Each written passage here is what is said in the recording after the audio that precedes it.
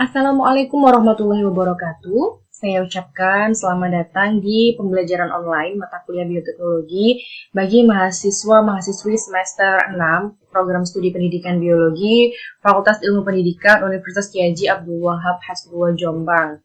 Di pertemuan kedua kali ini kita akan belajar tentang pengantar bioteknologi. Setelah sebelumnya kita pertemuan pertama adalah kontrak kuliah dan pendahuluan, kita kali ini akan belajar dulu pengantar bioteknologi tentang apa itu pengertiannya, kemudian bagaimana secara dan ruang lingkupnya.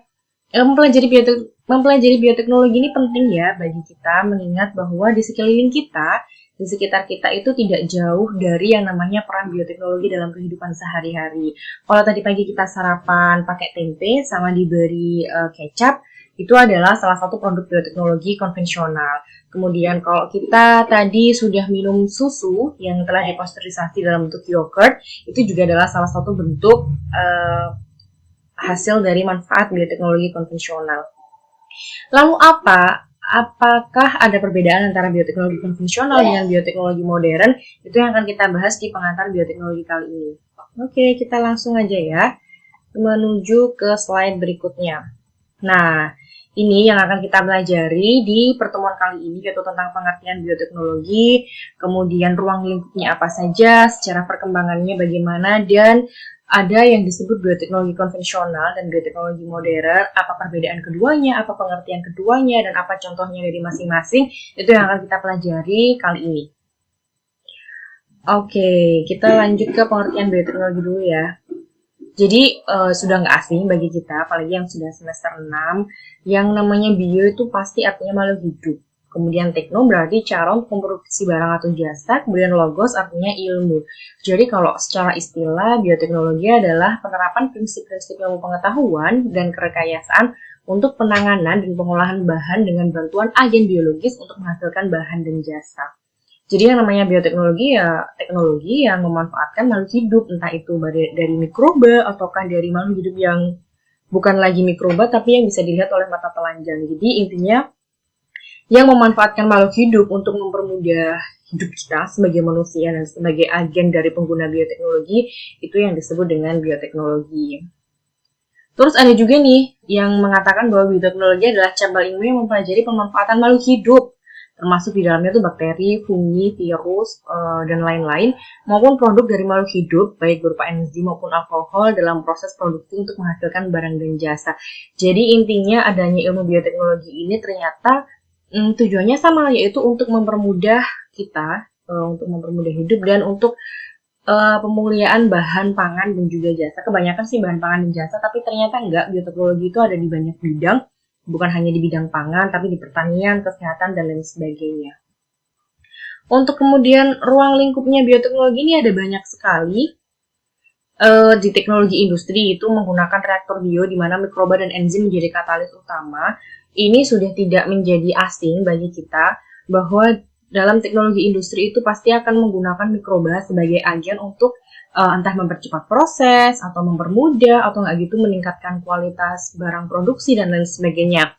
Di mana di dalamnya itu menggunakan reaktor bio. Contoh yang paling sering itu yang sering kita temui ya mungkin dalam produksi biogas. Biogas itu juga menggunakan bakteri ya, ada banyak bakteri, baik bakteri penghasil metan, baik bakteri penghasil asam dan lain sebagainya, di mana tangki biogas itu adalah reaktor bio. Jadi mikrobanya itu dimasukkan ke dalam reaktor, nanti dia akan menghasilkan enzim. Enzimnya itu bisa mengkatalisis proses perubahan kimia sehingga bisa menghasilkan biogas yang bermanfaat untuk manusia, seperti itu. Selain dalam teknologi industri, dalam reaktor bio, ada juga peleburan sel dalam upaya manipulasi genetik. Ini sudah tidak asing juga bagi kita bahwa dalam ilmu bioteknologi itu dipelajari banyak hal tentang entah rekombinasi gen, kemudian menghasilkan tanaman transgenik, atau peleburan sel, fusi sel, gimana caranya menggabungkan dua gen yang sama-sama baik dalam satu organisme, sehingga hasil organisme itu memiliki sifat yang lebih unggul dibanding organisme aslinya. Selain itu juga ada rekayasa genetika, ini juga banyak sekali mendukung kehidupan kita ya dalam rekayasa genetika. Entah itu dalam produksi insulin kan kalau orang sakit diabetes zaman dulu ya sudah dibiarkan meninggal gitu aja karena belum ada obat yang ditemukan. Apalagi kalau sudah ada kerusakan pankreas yang tidak bisa menghasilkan insulin. Akhirnya dengan adanya kemajuan ilmu bioteknologi modern, maka produksi insulin ini bukan hanya bisa diproduksi oleh manusia, tetapi menggunakan agen mikroba yaitu bakteri Escherichia coli, di mana bakteri Escherichia coli ini disisipi gen dari gen manusia yang bisa menghasilkan insulin, sehingga ketika sudah terjadi rekayasa genetika, bakteri E. coli yang sebelumnya dia tidak bisa menghasilkan insulin, maka dia akan mempunyai kemampuan untuk menghasilkan insulin. Ketika bakteri E. coli ini diperbanyak, maka hasil produksi insulin juga akan semakin meningkat, semakin banyak, dan bisa dilakukan dalam waktu cepat, seperti itu. Terus bioteknologi juga mempelajari kultur jaringan pada sel atau tumbuhan.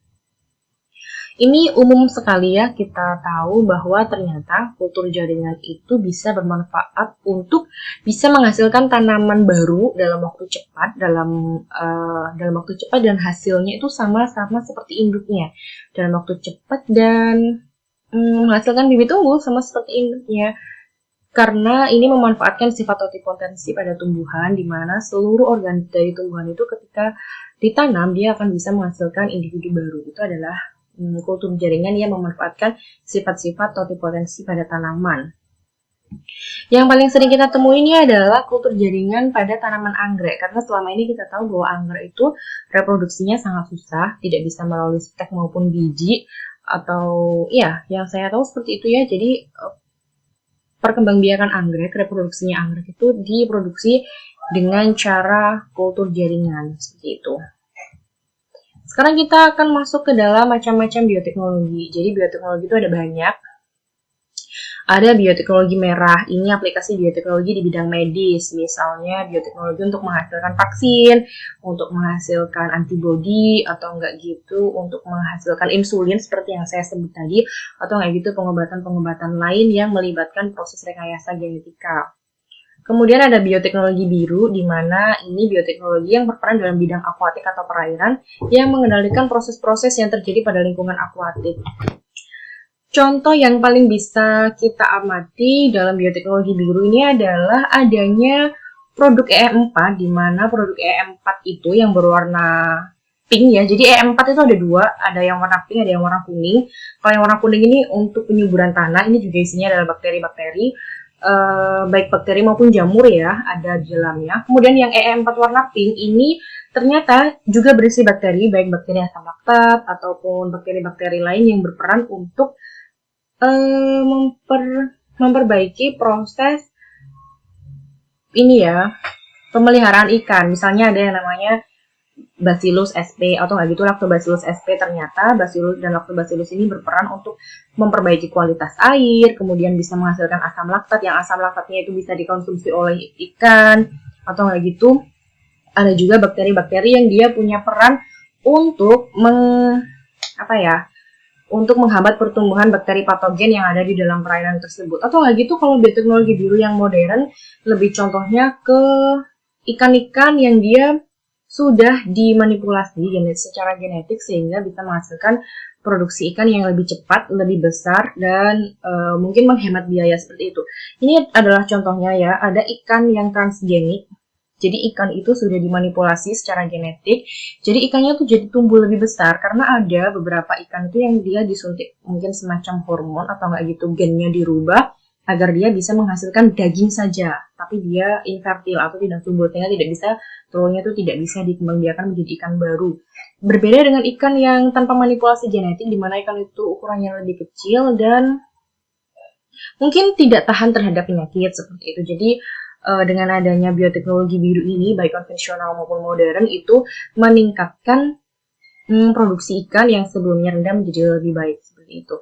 Kemudian ada yang namanya bioteknologi putih. Bioteknologi putih ini adalah pengembangan dan produksi senyawa baru serta pembuatan sumber energi. Kalau kita tahu ada yang namanya bioetanol, kemudian biogas atau nggak gitu biosolar, itu adalah hasil dari produk bioteknologi putih, di mana beberapa organisme itu dimanfaatkan untuk bisa menghasilkan sumber energi baru seperti itu.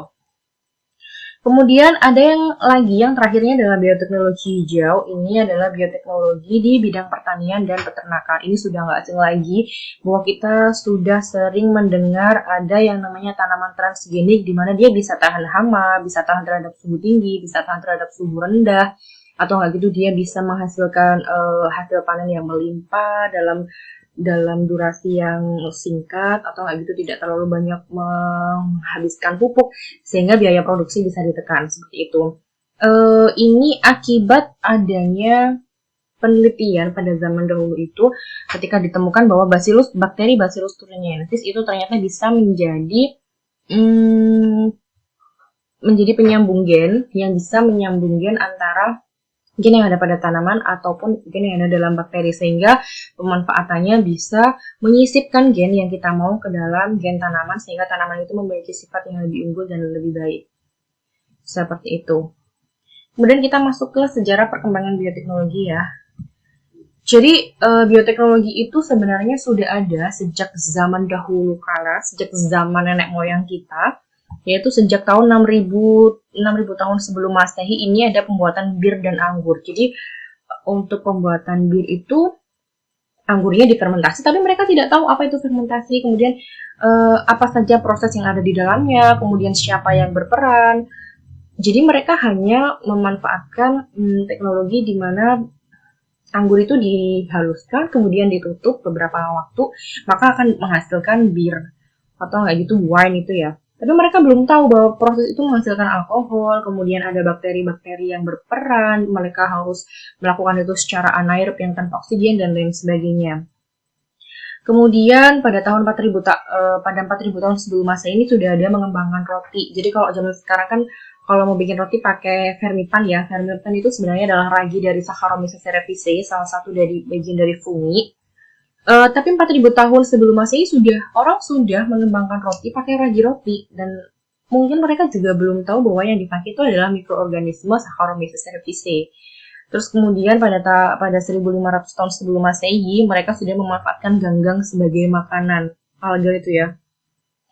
Jadi memang bioteknologi secara sederhana sudah dikenal oleh manusia sejak ribuan tahun yang lalu, dan mereka itu semakin maju, semakin berkembang. Pada akhirnya mulai mengenal bioteknologi modern itu sejak tahun 1880, di mana ilmuwan telah mengenal kromosom yang dipelopori oleh ilmuwan Wilhelm Rox dan Mendel.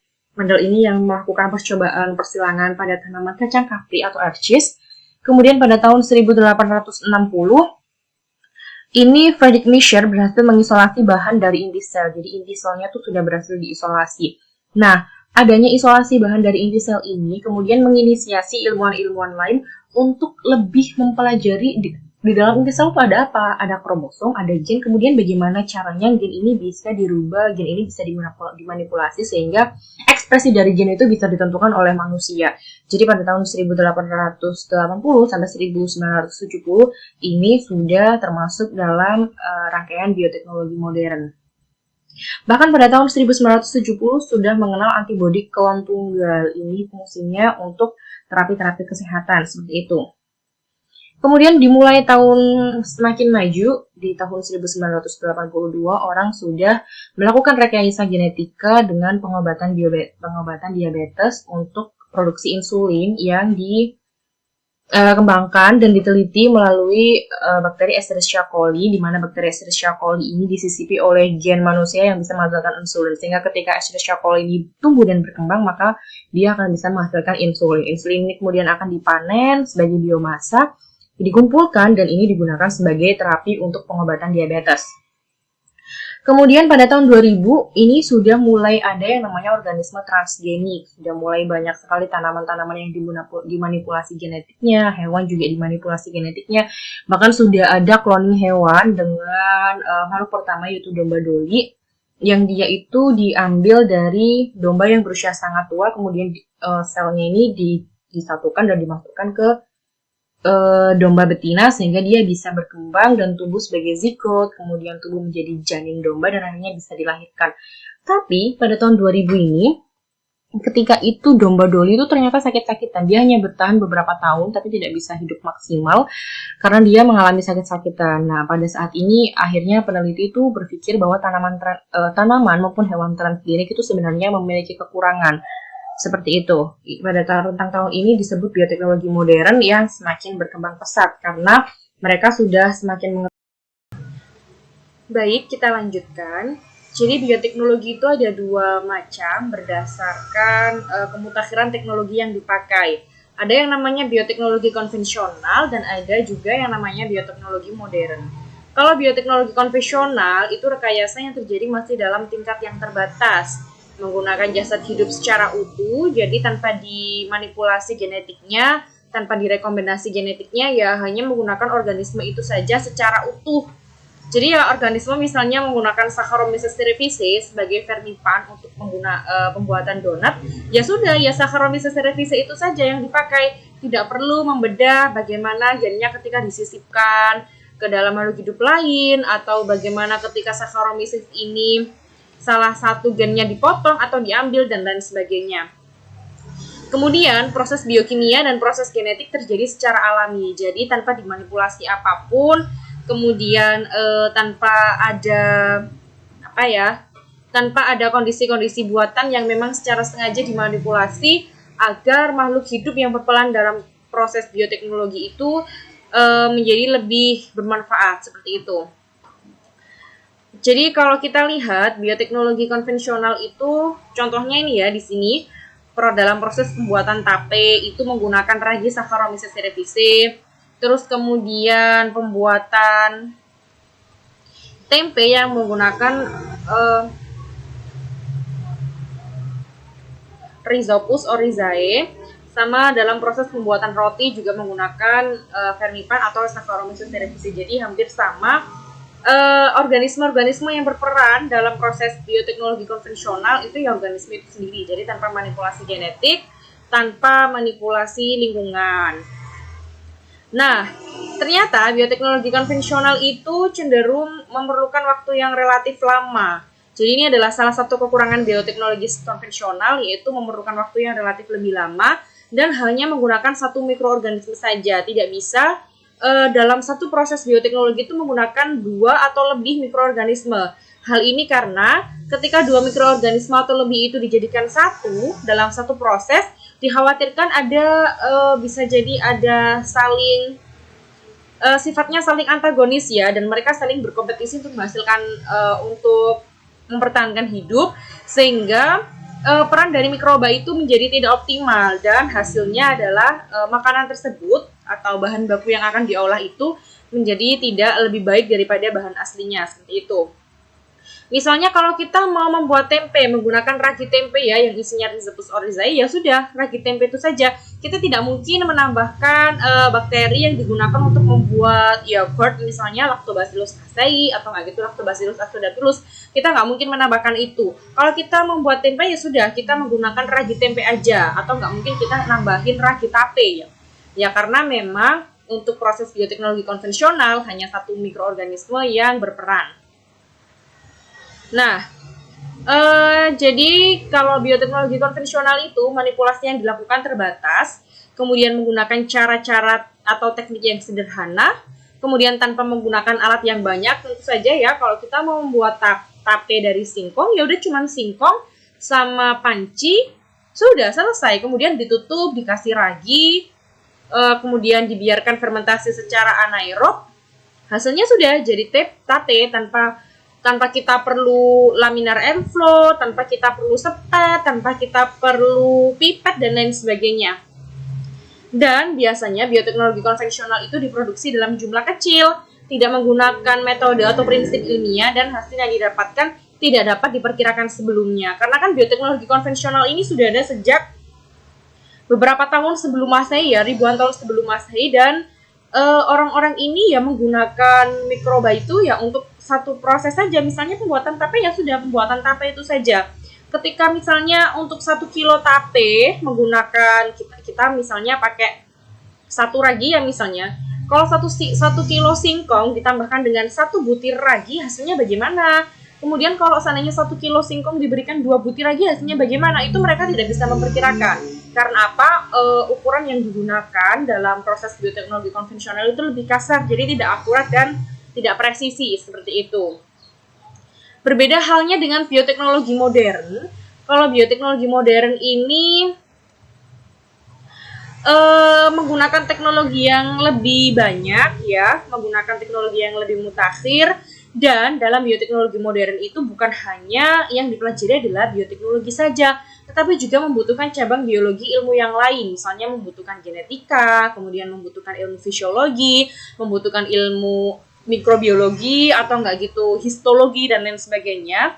Hal ini karena dalam proses bioteknologi modern itu banyak sekali mikroba yang banyak sekali bidang dari ilmu biologi itu yang mereka bersatu secara komprehensif untuk menghasilkan produk bioteknologi yang lebih bermanfaat dan memiliki nilai guna. Contohnya bioteknologi modern adalah teknologi hibridoma. Ini penggabungan 2 sel somatis dengan tujuan memproduksi antibodi monoklonal atau hormon. Jadi kalau bioteknologi modern itu jelas-jelas ada proses rekombinasi gen, ada proses manipulasi secara genetik, kemudian ada teknologi-teknologi yang digunakan agar bioteknologi ini bisa menghasilkan sesuatu produk yang produknya itu kadang belum tentu bisa dihasilkan oleh satu mikroorganisme, tetapi karena ada kombinasi 2 gen, akhirnya satu organisme itu bisa menghasilkan produk baru. Ini misalnya teknologi hibridoma. Kemudian ada yang namanya teknologi cloning atau transplantasi inti. Ini adalah teknik mencekokkan inti sel dari satu individu pada sel telur tanpa inti yang bertujuan untuk membuat organisme duplikat. Teknologi cloning yang paling terkenal itu contohnya dalam proses pembuatan domba doli ya. Jadi domba doli ini sel telurnya itu diambil dari kambing betina. Setelah itu dimasukkan ke dalam sel kambing jantan, yang sel kambing jantan itu inti selnya telah diambil. Jadi inti sel dari sel telur itu dimasukkan ke dalam inti sel kambing jantan yang inti selnya telah dihilangkan seperti itu. Jadi ini bertujuan untuk menghasilkan semacam fotokopi atau duplikat atau ya kembaran seperti itu ya. Kembaran tapi tanpa proses yang seharusnya, misalnya tanpa fertilisasi terlebih dahulu, tanpa proses pembentukan zigot dan lain sebagainya. Jadi ini fertilisasinya sebenarnya ada proses fertilisasi, tapi fertilisasinya buatan. Jadi bukan ada pertemuan sperma sama ovum dalam suatu tempat, tapi di sini inti selnya ini diambil kemudian diganti oleh inti sel dari sel telur. Setelah itu ini dikembangkan, kemudian menjadi zigot, baru dimasukkan ke dalam kambing betina, ke dalam rahim kambing betina, sehingga organisme hasil cloning pertama kali yang muncul itu adalah domba doli. Nah, tapi domba doli ini ternyata memiliki banyak kekurangan. Dia jadi lebih mudah sakit. Kemudian dalam tubuhnya itu ada kekurangan ya karena memang ada beberapa gen yang hilang ketika ada proses transplantasi inti ini. Akhirnya pada tanggal 14 Februari, entah beberapa tahun yang lalu itu, domba doli ini akhirnya disuntik mati karena memang dia tidak mungkin bisa bertahan hidup jauh lebih lama. Kemudian yang selanjutnya adalah teknologi plasmid atau DNA rekombinan. Ini adalah hal yang paling sering digunakan dalam proses bioteknologi modern. Plasmid ini adalah DNA sirkuler yang terdapat pada bakteri yang ternyata ini sebagai vektor yang plasmid ini bisa sebagai perantara organisme-organisme yang sebelumnya tidak memiliki sifat khusus menjadi punya sifat khusus ya karena adanya si DNA bakteri ini tadi. Contoh yang paling terkenal dalam proses teknologi plasmid atau DNA rekombinan itu adalah dalam rangka produksi insulin. Jadi bakteri E. coli, Escherichia coli, dia kan tidak bisa menghasilkan insulin.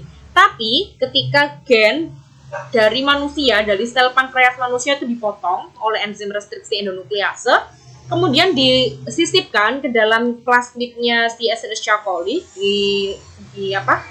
kemudian direkatkan menggunakan enzim ligase. Ini menggunakan ilmu genetika ya yang secara rinci.